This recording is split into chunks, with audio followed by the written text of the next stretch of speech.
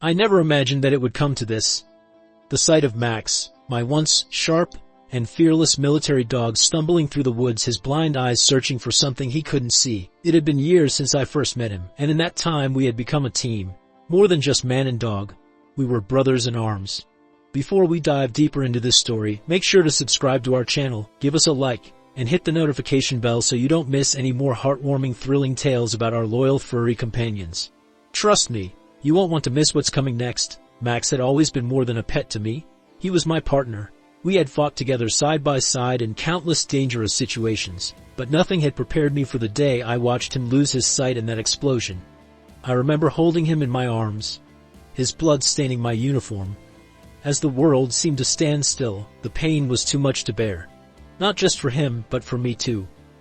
The military had done their part to help him, giving him the training and resources to cope with his new reality. But I knew something deep down, that the man I was before the accident had changed, and so had Max. His spirit was different now. The sharpness that made him one of the best had dulled, and though he tried to push forward, it was clear he struggled. I could see it in the way he hesitated when he moved, how his ears twitched nervously as he tried to pick up on the sounds around him. But he never once stopped fighting. Not for me, not for us. That's what brought us to this moment. We were on a mission again. But this time, it wasn't just about survival. It was about keeping each other alive. The soldiers we had once been sent to help were now our enemies. We were no longer fighting for the country we loved. We were fighting to get out alive. We had made our way deep into enemy territory. The jungle was dense, and the sounds of the helicopter overhead made it clear we were being hunted. My heart pounded in my chest, my breath heavy as I scanned the trees for any sign of movement. Max stayed close, his leash tugging lightly against my hand, but I knew he was struggling. Even the sounds of the jungle, the animals, the wind through the trees, they were overwhelming him. He had been trained for this, yes, but how could a blind dog fight against an enemy he couldn't even see? "I won't leave you," I whispered to him, as if he could hear me and understand. "We'll make it out of here together." But the truth was, I wasn't so sure. As the sound of footsteps grew louder, I could feel the weight of the situation pressing down on us. I had trained for moments like this. I had faced battles that tested my every limit. But none of that prepared me for the moment when I realized I might lose him. My dog, my partner, my friend. Suddenly the brush ahead of us rustled, and I froze. My heart skipped a beat as I crouched down, pulling Max closer to me. He could sense the tension, his body stiffening at my side. We were being surrounded. The first soldier appeared from behind the trees, and I cursed under my breath. We weren't getting out of this. But Max wasn't giving up. He let out a low growl, his ears perked, even if he couldn't see what was coming. I tightened my grip on his leash and whispered, "Stay close." But in the back of my mind, I knew this wasn't just about us anymore. We weren't just fighting to survive, we were fighting for each other. And no matter how many enemies we faced, I wouldn't let him go, not today. Just as the soldiers began to close in, I heard the unmistakable sound of more footsteps. Someone else was coming, and they were not on our side. The jungle was eerily quiet after the rustling stopped. I could hear nothing but the pounding of my own heart in my ears, my breath coming in ragged gasps. I could feel Max at my side, his body tense, every muscle alert despite his blindness. The fear in the air was thick, almost tangible, and I knew we were both waiting for something. The next move, the next threat, the moment everything would change. I could feel his presence next to me, even if he couldn't see the soldiers closing in. He was a military dog. He didn't need his eyes to sense danger. He could feel it in the air and the vibrations beneath his paws. He knew what was coming. I could hear their footsteps now, getting closer. There was no time left to think. We had no cover, no escape, no plan B. I took a deep breath and tried to steady my shaking hands. It wasn't just my own life on the line anymore, it was Max's too. The thought of losing him now, it was unbearable. "Stay close, Max," I whispered, my voice barely audible over the sound of my own heart hammering in my chest.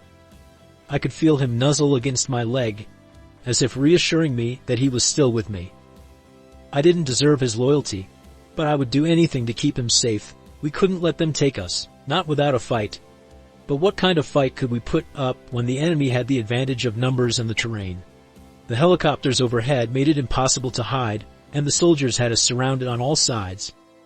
I scanned the jungle, desperate for any sign of an opening, some way out of this mess.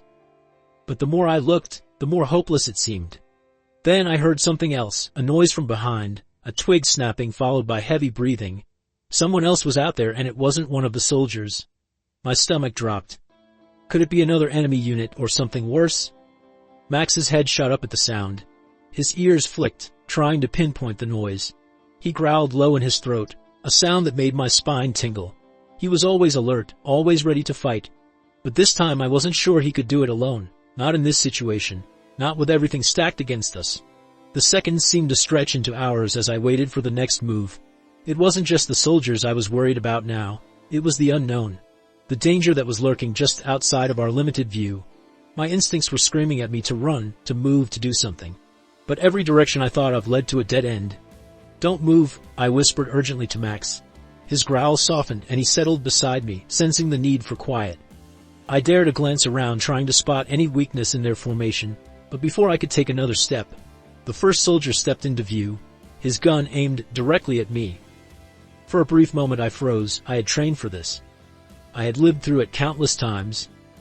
But the reality of it, the danger, the fear, it always felt different when it was happening in real life. "Don't move," the soldier shouted, his voice sharp and commanding. I didn't flinch, even as Max growled louder now, his teeth bared. Then, just as the soldier was about to give his next command, something unexpected happened. Max, despite his blindness, took a step forward, slowly, carefully, but with purpose. He was moving toward the soldier. The soldier's eyes widened in surprise. "What the hell?" I couldn't believe it. Max was walking right toward him, no hesitation, no fear. The soldier didn't seem to know what to do. He looked down at Max, his gun wavering for a split second. And in that moment, I knew. This was our chance. I pulled out my own weapon.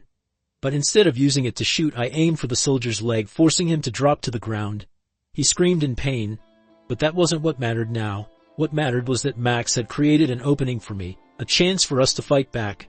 The soldier wasn't the only one to hear the noise. More footsteps were coming and they were getting closer. The danger wasn't over yet. The pain in my leg throbbed with every step, a reminder of the injury I'd taken when I'd shot the soldier. But I couldn't let it slow me down, not now. Max stayed close beside me, his blind eyes wide open despite his inability to see the danger that surrounded us. It amazed me how much he could sense, how his other senses seemed to sharpen in moments like this. We couldn't afford to waste time. The soldiers might have been distracted by the noise, but it wouldn't be long before they regrouped. We had to move. Max's leash tugged lightly in my hand as he stayed close, moving with an urgency that matched my own. Despite everything, there was still a bond between us that nothing could break. We had faced death together too many times to be afraid now. But I had to admit, there was a new kind of fear I was facing. Fear not just for my own life but for his. Max had been my protector, my partner, and my friend for so long, and the idea of losing him in this jungle was too much to bear. I glanced down at him, seeing the determination on his face, his body rigid, as if every nerve was alert, sensing danger. He wasn't just following me anymore. He was leading me. His nose twitched in the air, his ears flicking back and forth, trying to pick up on something I couldn't hear. I was starting to believe he knew something I didn't. The footsteps behind us were growing louder, and I knew they were closing in fast. Max's growl grew deeper, more guttural, as if warning them to stay back. It was incredible how much he could communicate with a simple sound. I made a quick decision. I pulled him closer to me, keeping low against the ground, and we moved silently through the underbrush, staying to the shadows.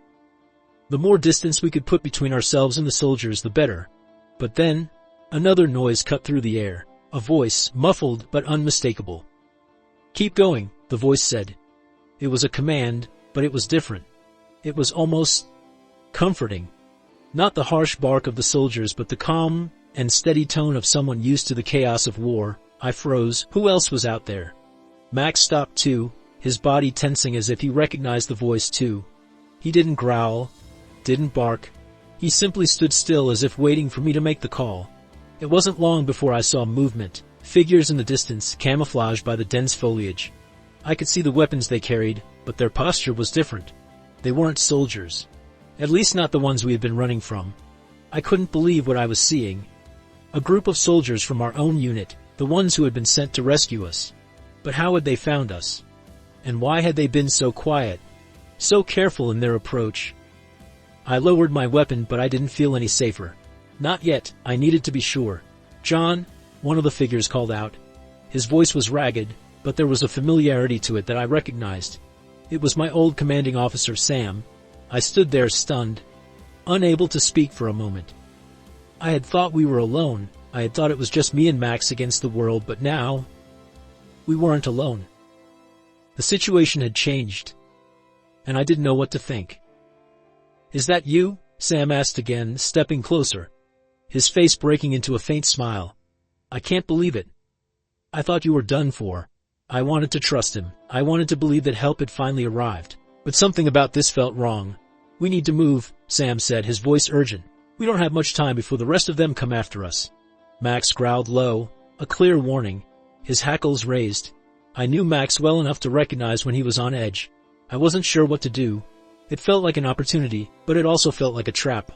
I looked down at Max, his blind eyes staring ahead, trusting me. I couldn't let him down. As I stood there, torn between trusting my old team and running from the danger we were in, another figure appeared in the shadows. This time I didn't recognize the face. And they weren't alone. The shadows seemed to stretch longer with every passing minute, and the weight of the decision ahead of me pressed down harder than anything I'd ever faced before. Max was still beside me, unwavering, but I could feel the uncertainty in the air. It wasn't just the soldiers or the unknown figure who had just emerged from the jungle. It was the fact that I had to choose, and whatever choice I made would determine not only my survival but Max's as well. The figure stepped into the clearing, his face masked by the jungle's shadows, but the cold gleam of a rifle was unmistakable. It wasn't Sam's team, and it certainly wasn't anyone I trusted. "Who are you?" I asked, my voice sharp. Despite the tremor of fear I felt beneath the surface, my hand gripped my weapon tighter, but I kept it lowered. There was no point in making a move until I knew more. The figure didn't respond immediately. Instead, he stepped forward slowly, cautiously, as if assessing me, gauging whether I was a threat. Max growled again, a low, menacing sound that echoed in the stillness of the jungle. He could sense it too. Something was wrong. "I don't want any trouble," the man finally said, his voice rough, but not unfriendly. "But I'm here to help." I narrowed my eyes. "Help? Your team sent us," he said quickly. "We've been tracking the soldiers for days. They're not the only ones out here. There's more of them, and they'll be looking for you soon." I couldn't help the disbelief that surged in my chest. If Sam had sent them, why hadn't he come himself? Why didn't he show up with his team like he promised? And what about the others? The ones who were supposed to be our backup? What happened to them? Max took a few steps forward, his blind eyes narrowing, his body language suggesting that he didn't trust this person either. He was always the one who seemed to know when something wasn't right. And right now, every instinct inside of me was telling me that I was walking a dangerous line. The man held up his hands in a gesture of peace. "You need to trust me. We've got a safe house nearby, and if we move quickly, we might be able to get you out of here.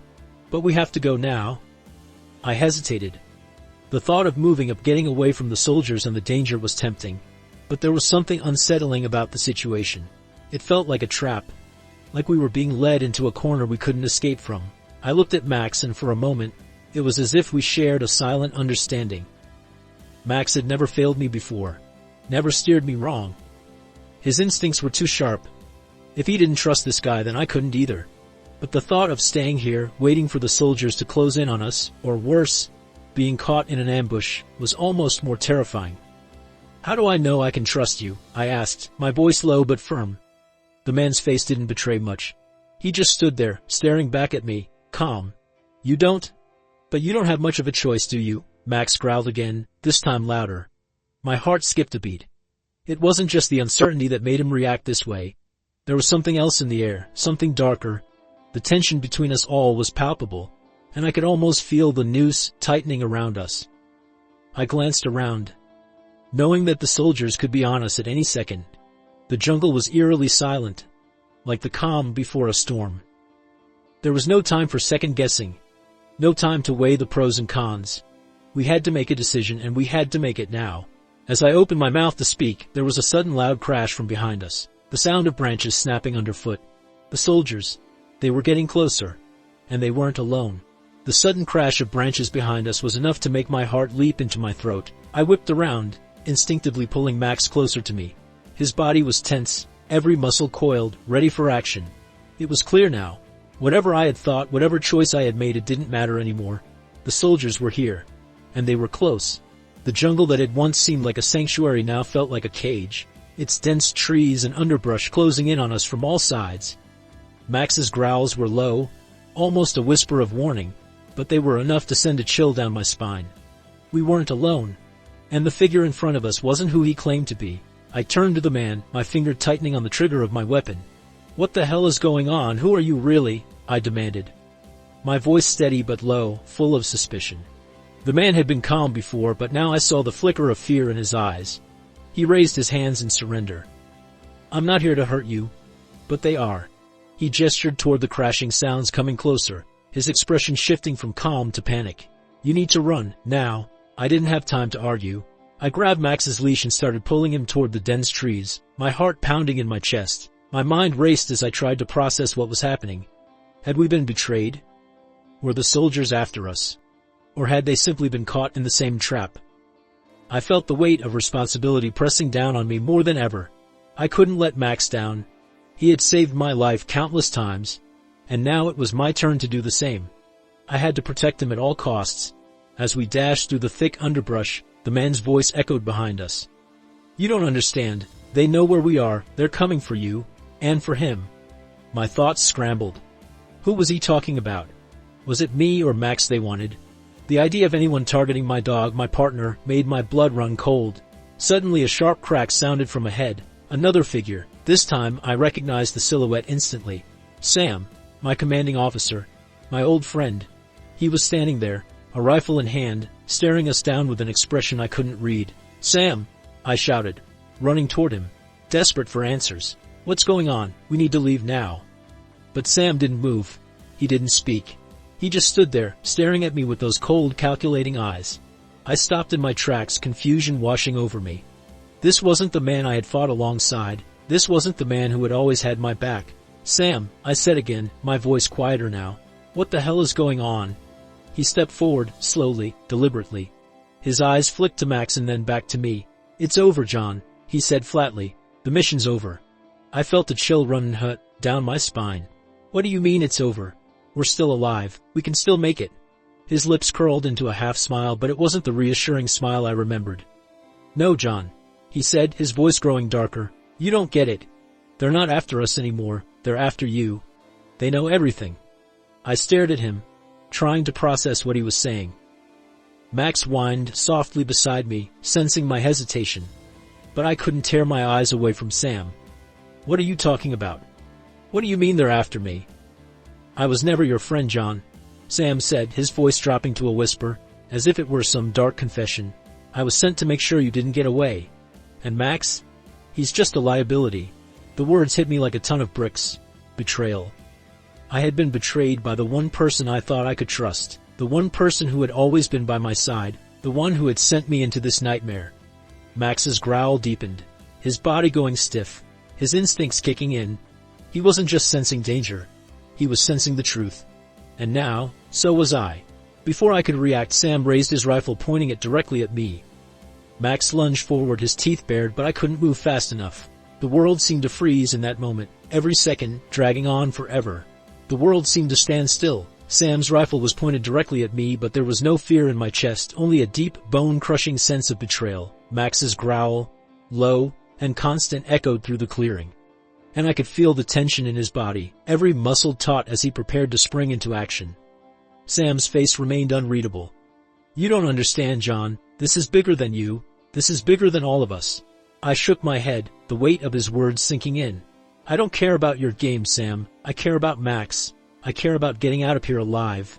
Max took a step forward, his body low to the ground, his eyes fixed on Sam. I could feel his loyalty, his desire to protect me, radiating from him in waves. Max had always been there, through the dark days, the silent nights, the impossible missions. And now, when everything else had fallen apart, I knew he would stand by me, no matter what. "Put the gun down, Sam," I said firmly. "This isn't you. This isn't who you are." For a moment it seemed like Sam was going to relent. His eyes flickered, a hint of the man I once knew returning. But just as quickly that flicker disappeared. "I'm sorry, John," he whispered, his voice tinged with regret. "I didn't want this. But it's too late now." The moment of hesitation passed and Sam's grip on the rifle tightened again. Max's growl grew louder, more desperate, and I knew it was time. I didn't have a choice anymore. Without thinking, I lunged forward, throwing myself into Sam's path. The movement was swift, instinctual, like Max would have done in the same situation. Sam's finger tightened on the trigger, but I was faster. I knocked the rifle away just as the shot rang out, the bullet whizzing past me. Max was on him in an instant, his teeth sinking into Sam's arm, forcing him to drop the rifle. It wasn't a fight for dominance, it was a fight for survival. And Max would never let me down. "Max!" I shouted, holding him back, not wanting to see Sam get hurt, even after everything he had done. Max stopped, but his body was still tense, his growl fading into a low warning rumble. I was breathing heavily, my heart racing. I could feel the weight of the decision I had just made. Sam staggered back, clutching his arm, a look of disbelief in his eyes. "You could have killed me," he gasped, "after everything I did to you?" I shook my head, lowering my weapon. "I never wanted this, Sam, but I wasn't going to let you destroy everything we've worked for. I wasn't going to let you destroy him." Max stood beside me, his eyes softening as he nudged my hand with his head. The connection between us, the trust we shared, was all that mattered now. We had survived because of it, and we would survive this too. Sam's eyes darkened, but there was no anger in them anymore, just resignation. "You've made your choice, John, and you've got him, your dog. But what about the rest of us? What happens to the people who trust you?" I didn't answer him. I didn't have to. There was nothing left to say. The only thing that mattered now was getting out of there, getting Max to safety, and moving forward. As Sam turned and disappeared into the jungle, I stood there for a moment watching his retreating figure. The weight of everything that had happened in these past days, betrayal, fear, survival, was finally starting to sink in. Max nudged me again, his silent reminder that he was here by my side as he always would be. It was as if he knew, somehow, that the worst was over, that we had made it through. The jungle wasn't the same place it had been when we first stepped into it. Neither was I. The journey had changed us both, brought us closer, tested our limits, and revealed what we were truly capable of. Max had saved my life more times than I could count, and today was no different. He had stood by me when no one else would. He had trusted me when I was at my lowest, and in the end, that trust had been what got us out. As we made our way back to civilization, I couldn't help but think about everything Max had taught me. Loyalty, sacrifice, trust. These weren't just words. They were a way of life, and they were the reason I would never give up on him. We were a team, and no matter what came next, nothing would change that. If this story touched your heart, make sure to subscribe, leave a like, and share it with a fellow dog lover who might need a little inspiration. Let's spread the love for dogs everywhere, and don't forget to tell us about your own dog's most inspiring moment in the comments below.